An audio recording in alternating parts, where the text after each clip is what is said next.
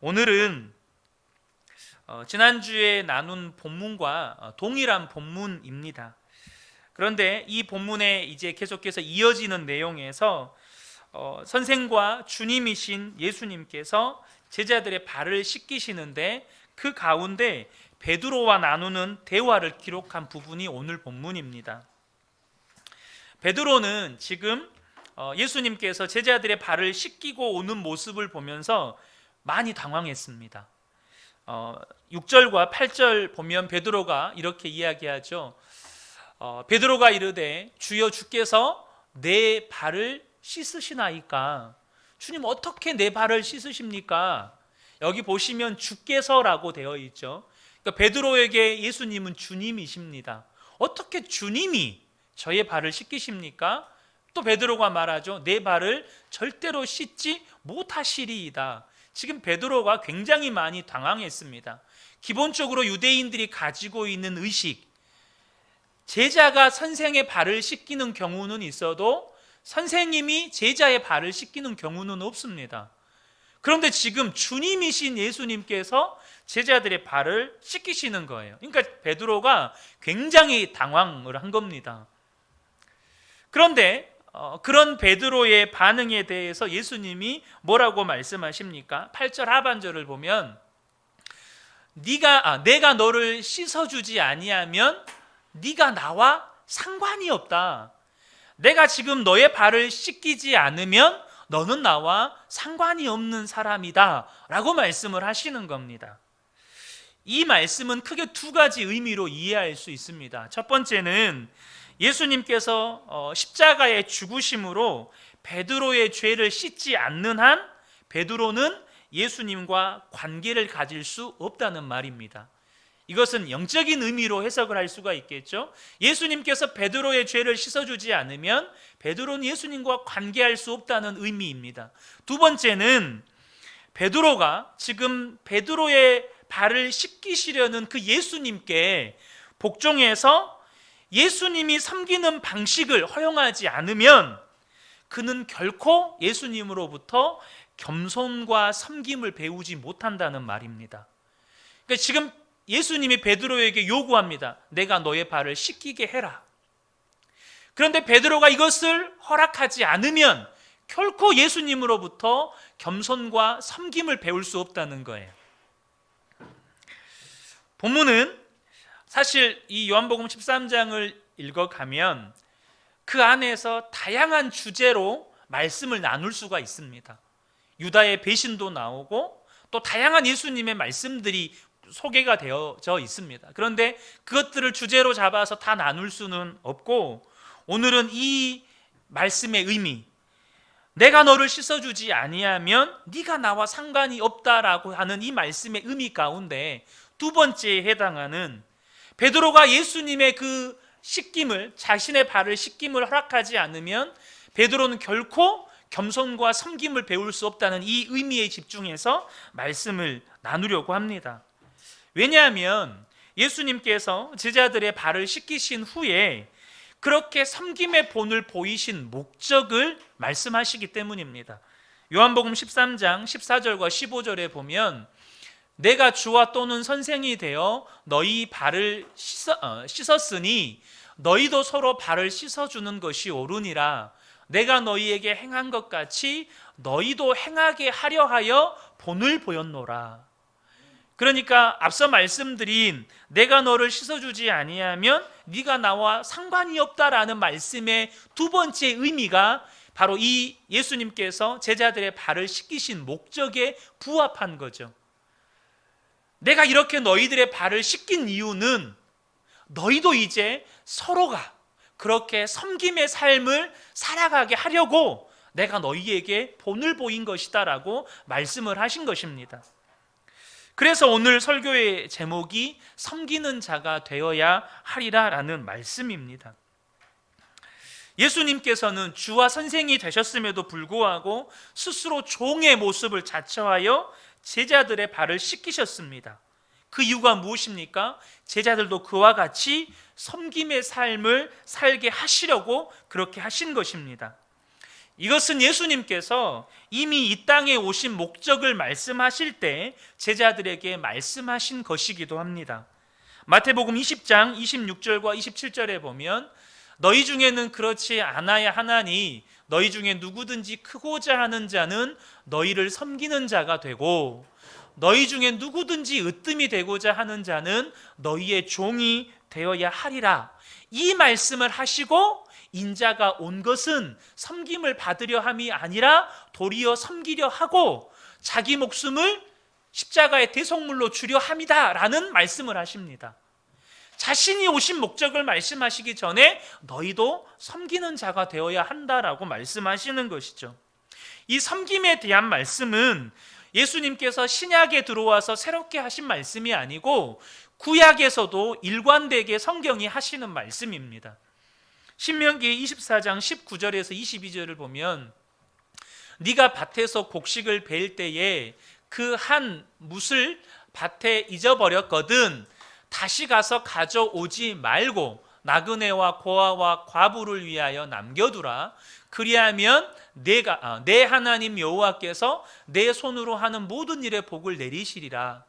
네가 네 감람나무를 떤 후에 그 가지를 다시 살피지 말고 그 남은 것은 객과 고아와 과부를 위하여 남겨두며 내가 내 포도원의 포도를 딴 후에 그 남은 것을 다시 따지 말고 객과 고아와 과부를 위하여 남겨두라. 너는 애굽 땅에서 종되었던 것을 기억하라. 이러므로 내가 내게 이 일을 행하라 명하노라. 구약과 신약에서 일관되게 주님이 하시는 말씀이 뭐냐면 선택받은 하나님의 백성, 구원받은 하나님의 백성들은 섬기는 삶을 살아야 한다는 것입니다. 사랑하는 성도 여러분, 저와 여러분은 예수님 믿은 은혜 받은 선택받은 백성입니다. 여러분 믿으시죠? 그러면 왜 성도는 섬기는 자가 되어야 합니까? 성경 전체를 살펴서 이유들을 나눌 수 있지만 오늘 요한복음 13장이 말씀하시는 두 가지 이유를 먼저 간략하게 나누고자 합니다. 그 첫 번째 이유는 뭐냐면 섬김을 거절하는 것은 교만이기 때문이라는 거예요. 섬김을 거절하는 것은 교만이다. 이게 무슨 말이냐면 요한복음 13장 16절에 보면 내가 진실로 진실로 너희에게 이르노니 종이 주인보다 크지 못하고 보냄을 받은 자가 보낸 자보다 크지 못하나니 라고 말씀합니다. 섬김에 대해서 너희도 이와 같이 종이 되어 섬겨야 한다라고 말씀하시면서 주님이 이 말씀을 하십니다. 종이 주인보다 크지 못하고 보냄을 받은 자가 보낸 자보다 크지 못하다. 이 말은 무슨 말이냐면 너희는 하나님으로부터 보냄받은 자다. 너희는 하나님으로부터 보냄받은 자다. 그 하나님께서 너희에게 섬길 것을 명령하시는데 그 섬길 것을 거절하는 것은 뭐죠? 종이 주인보다 크지 못한데 그 섬기라고 하시는 명령에 거절하는 것은 주인의 머리 위에 앉는 것이다라는 의미예요. 보냄을 받은 자가 보낸 자의 머리 위에 앉는 것이다라는 의미가 되는 것입니다. 그것이 뭡니까? 교만입니다. 주님께서 우리에게 섬기라고 말씀하시는데 주님 나는 못 섬겨요. 섬길 만한 것이 없습니다. 우리가 다양한 이유를 댈 수 있죠. 근데 그것이 우리를 보내신 하나님의 머리 위에 앉는 교만이라는 거예요. 두 번째는 뭡니까? 17절을 보시면 다시 17절을 보여주세요. 너희가 이것을 알고 행하면 복이 있으리라. 바로 두 번째 이유는 뭐냐면 섬김의 삶을 살 때 하나님의 약속의 복이 있다는 것입니다.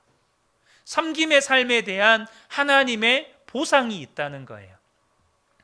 자, 마태복음 10장 41절과 42절에 보면 선지자의 이름으로 선지자를 영접하는 선지자의 상을 받을 것이요 의인의 이름으로 의인을 영접하는 자는 의인의 상을 받을 것이요 또 누구든지 제자의 이름으로 이 작은 자 중 하나에게 냉수 한 그릇이라도 주는 자는 내가 진실로 너희에게 이르노니 그 사람이 결단코 상을 잃지 아니하리라.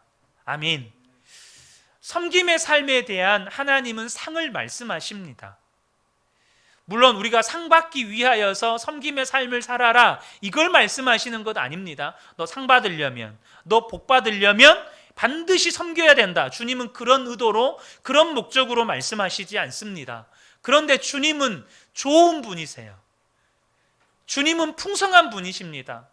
하나님은 하나님의 말씀에, 섬김에 대한 그 명령에 순종해 갈 때 하나님이 주시는 약속의 복이 있다는 것입니다. 오늘 제가 여러분과 함께 나누기를 원하는 것은 그러한 섬김의 삶을 살아갈 때 성도가 누리게 되는 복에 대한 이야기입니다. 우리가 하나님께서 우리에게 은혜로 베푸신 것들을, 그 은혜로 베푸신 것들을 누군가를 섬기는 데 쓸 때에 하나님이 우리에게 주시는 복입니다. 두 가지를 나눌 건데요. 첫 번째는 뭐냐면 바로 그리스도를 닮은 삶입니다. 그게 무슨 복입니까? 여러분, 주님 앞에 서는 날에 여러분 기다려 보세요. 주님 앞에 서는 날을 여러분 기다려 보세요. 여러분의 삶의 가장 큰 영광이 뭘까요? 하나님 앞에 가장 큰 영광이 뭐라고 생각하십니까? 그건 여러분이 주님 닮은 겁니다. 여러분의 삶에 주님을 닮은 흔적들이 남는 겁니다. 섬기는 삶을 사는 것은 오늘 본문에서 주님께서 말씀하시는 그 말씀, 너희들이 서로의 발을 씻기며 섬기는 삶을 살아라라는 그 말씀에 순종하는 것이기도 하지만, 무엇보다도 성도의 모습 가운데 가장 예수님을 닮은 모습이 섬기는 삶입니다. 왜냐하면 섬기는 삶이야말로 예수님의 삶 자체라고 말을 해도 과언이 아니기 때문이죠. 마태복음 20장 28절, 아까 잠시 나누었던 말씀인데요. 인자가 온 것은 섬김을 받으려 함이 아니라 도리어 섬기려 왔다.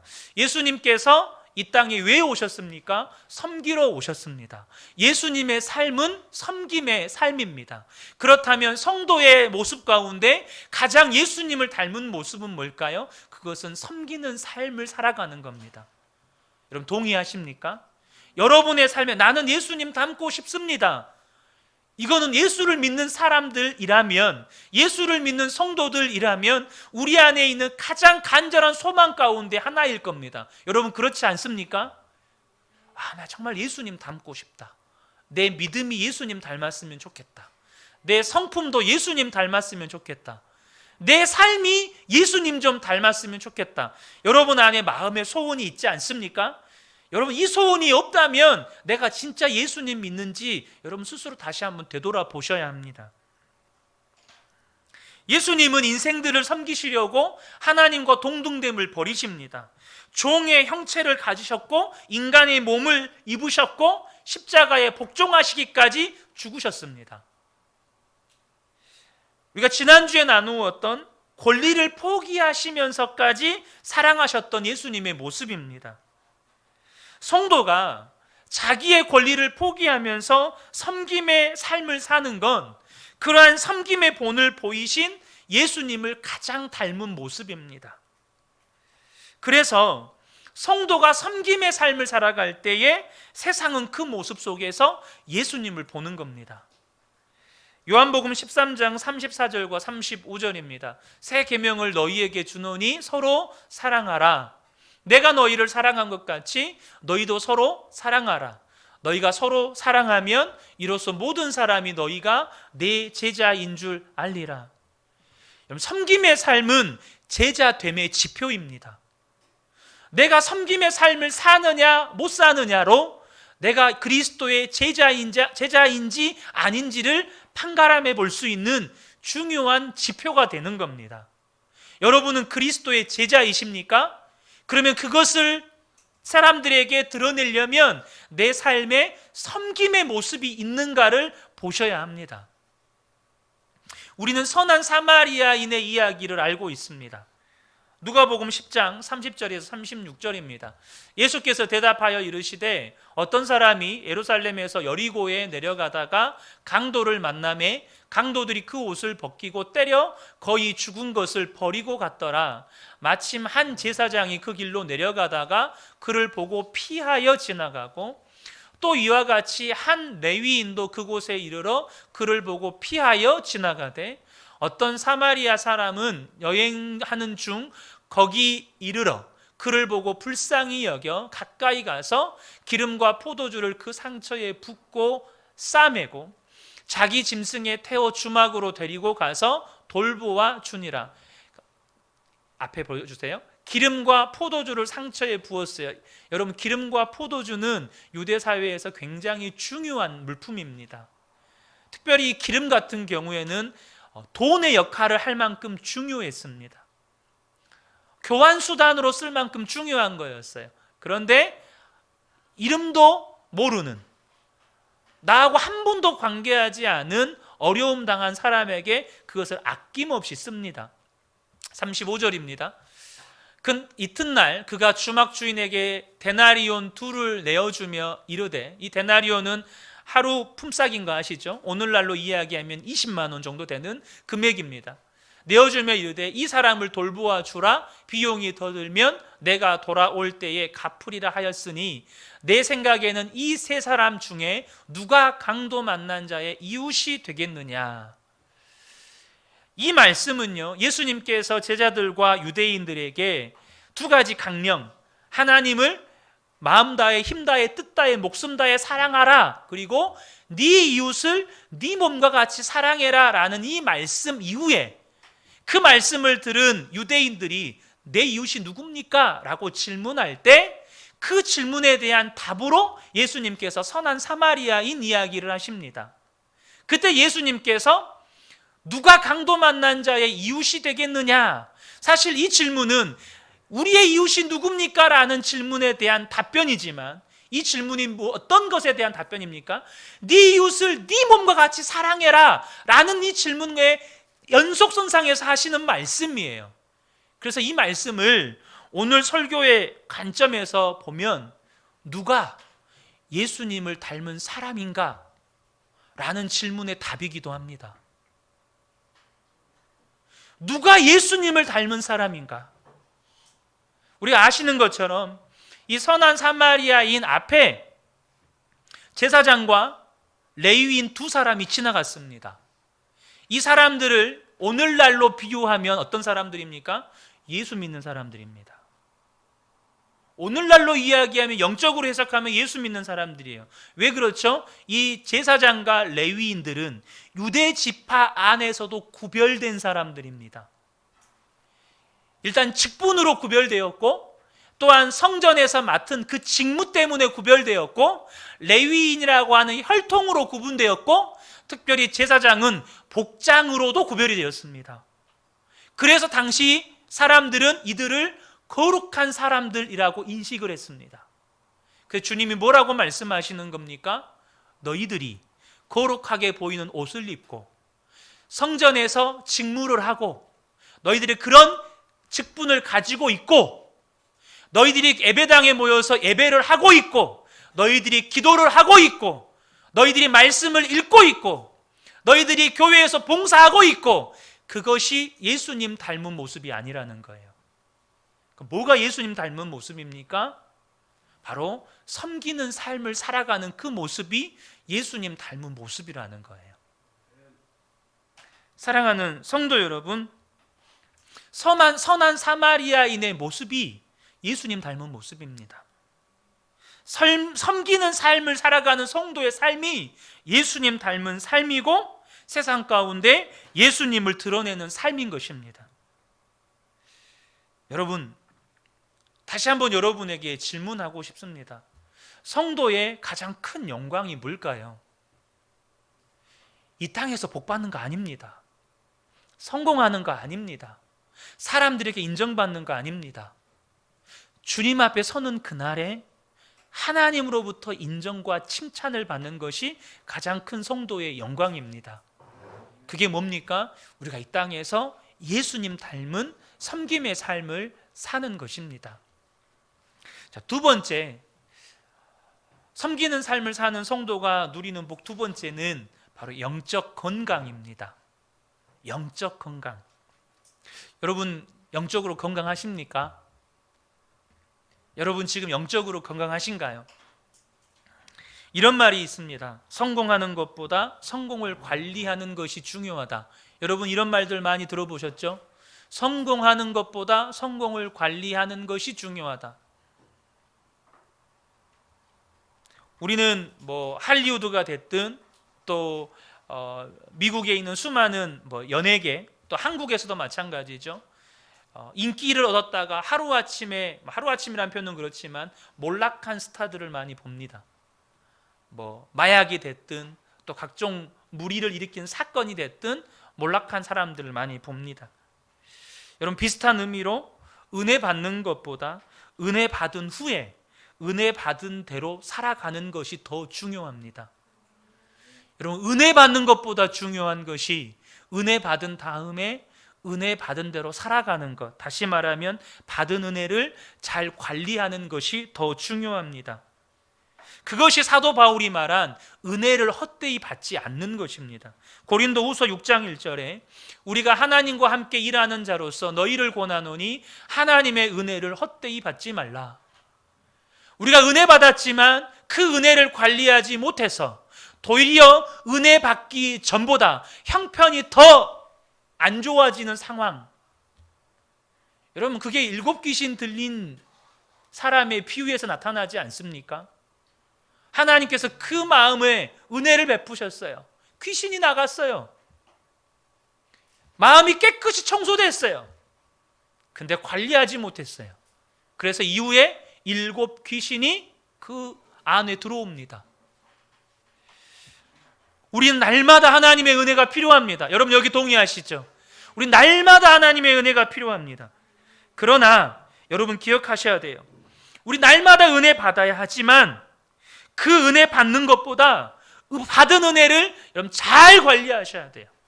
이 말이 뭔 말입니까? 받은 은혜대로 살아내셔야 합니다.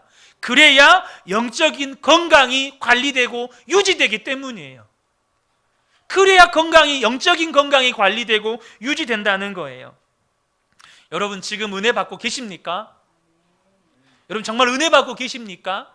그럼 다시 한번 질문을 하죠. 여러분은 영적으로 건강합니까?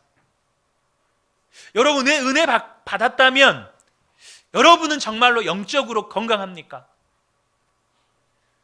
좀 더 쉽게, 여러분 범사에 감사가 넘치십니까? 여러분 항상 기뻐하고 계십니까? 여러분 항상 주님과 동행하고 계십니까?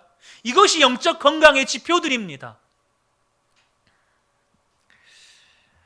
지난주 금요기도회에 사도행전 8장 1절에서 4절 말씀을 나누었는데요. 예루살렘 교회가 핍박받은 원인에 대한 이야기를 나누었습니다. 사도행전 8장 1절에서 4절을 보겠습니다. 사울은 그가 죽임당함을 마땅히 여기더라. 그날에 예루살렘에 있는 교회에 큰 박해가 있어 사도 외에는 다 유대와 사마리아 모든 땅으로 흩어지니라. 경건한 사람들이 스데반을 장사하고 위하여 크게 울더라. 사울이 교회를 잔멸할새 각 집에 들어가 남녀를 끌어다가 옥에 넘기니라. 그 흩어진 사람들이 두루 다니며 복음의 말씀을 전할새. 왜 하나님께서 예루살렘 교회에 이러한 박해를 허락하셨을까요?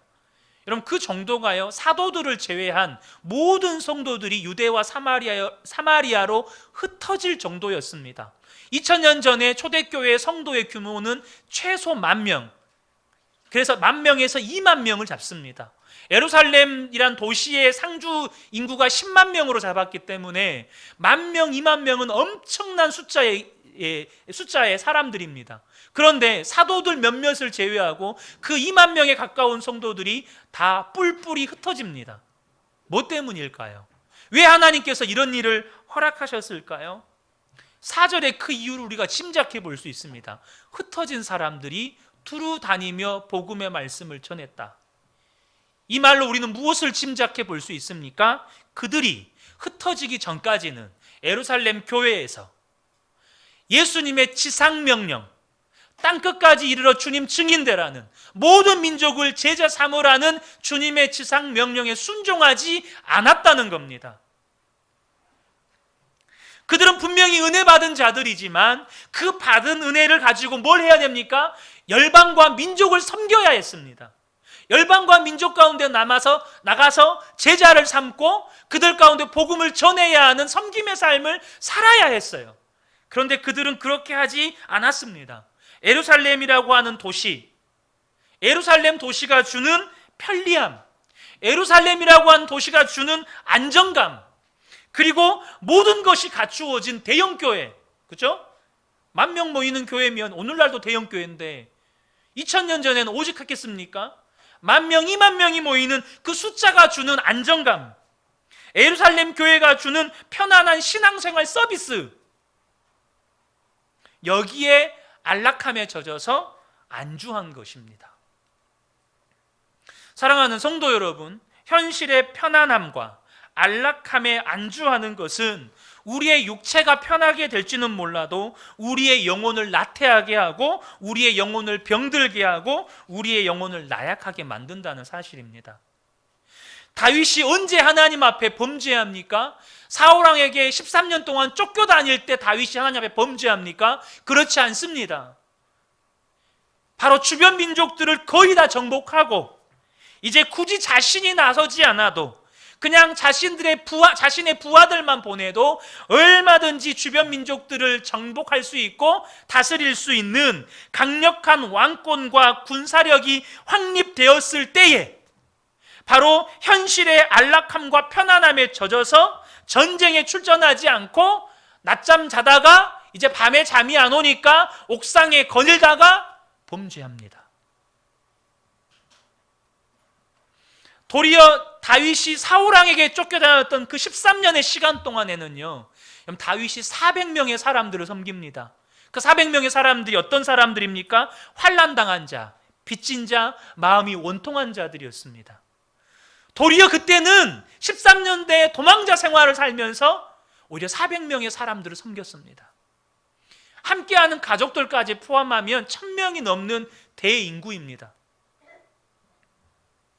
사랑하는 성도 여러분, 하나님이 주신 은혜와 현실의 편안함과 안락함에 안주하지 않고 섬김의 삶을 살 때 저와 여러분의 영적 건강이 유지되는 겁니다. 섬김의 삶을 살아갈 때, 받은 은혜를 유통하며 살아갈 때 우리가 영적으로 건강해지는 거예요. 느헤미야 1장을 보면 느헤미야라고 하는 인물이 등장합니다. 이 느헤미야가 어떤 사람입니까? 바로 아닥사스다 왕 때에 바로 고위 관료에 오른 사람입니다.